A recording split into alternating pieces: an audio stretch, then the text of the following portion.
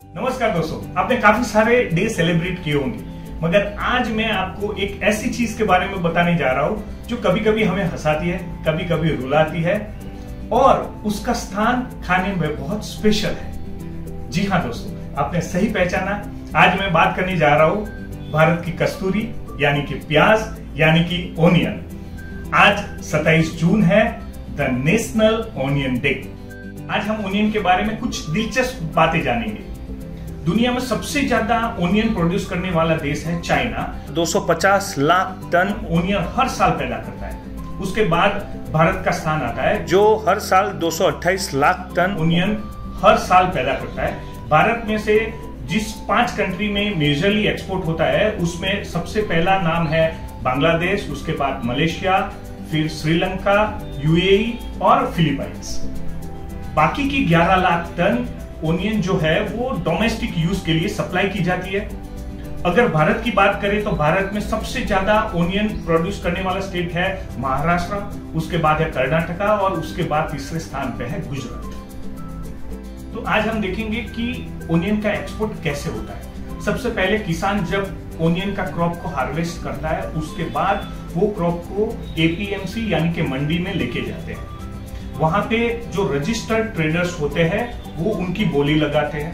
17 से 51 17 51 52 रुपया, 17 60 रुपया, 17 77 रुपया, 17 77 रुपया, 17 80, 17 से 21 रुपया, 17 21 90 रुपया, 17 90, 17 91 रुपया, 18 रुपया, 1800 रुपया, 1801 रुपया, 1801 रुपया, 1802 रुपया, 1818 रुपया, 18 रुपया। और जो ट्रेडर सबसे ज्यादा बोली लगाएगा वो क्रॉप उसको मिलेगा।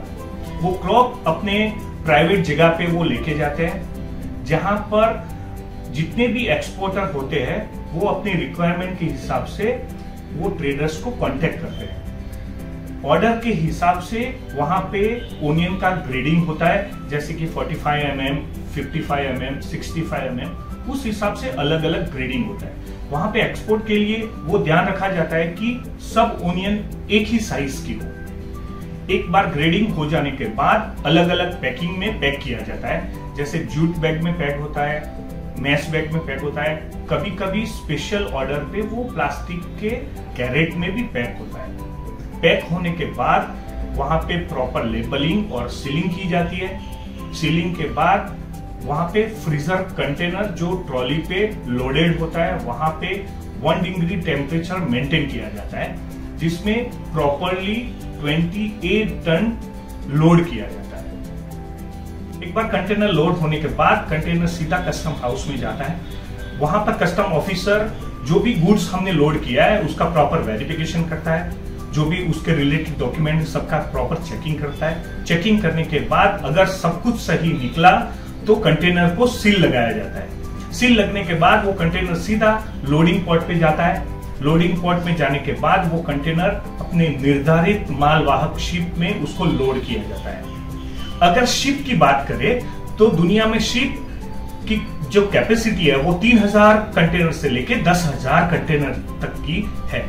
मेरे पीछे लगे हुए फोटो में आप देख सकते हैं कि कंटेनर शिप में कैसे लोड किया जाता है। आप देख सकते हैं कितने सारे कंटेनर्स हैं।